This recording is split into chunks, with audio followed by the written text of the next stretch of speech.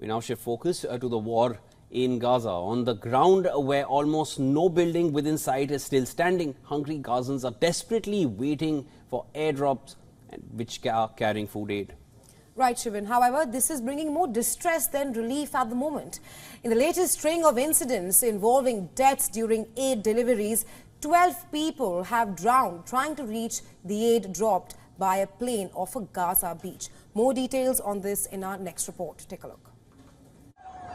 A sight of hope for Palestinians as aid drops from the sky, amid growing fears of famine nearly 6 months into Israel's military campaign.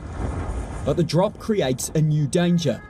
Palestinian health authorities said on Tuesday 12 people died attempting to reach these vital supplies.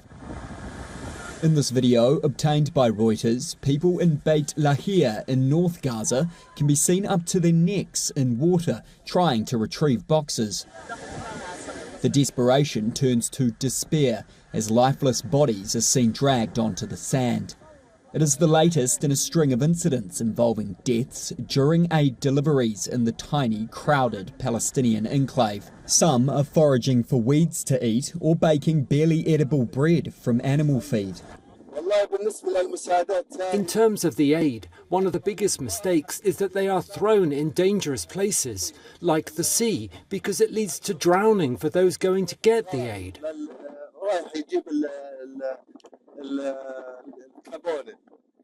Our problem is simple.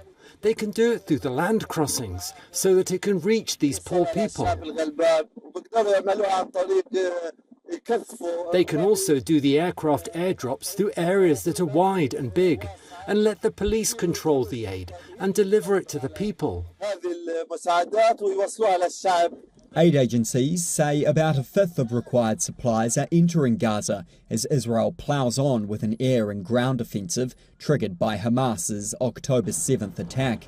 They say deliveries by air or sea directly onto Hamas-run Gaza's beaches are no substitute for increased supplies coming in by land via Israel or Egypt.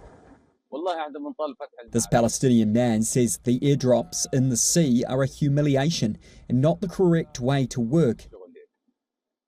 He says he'd rather smaller amounts of aid arrived than trying to retrieve it from the water.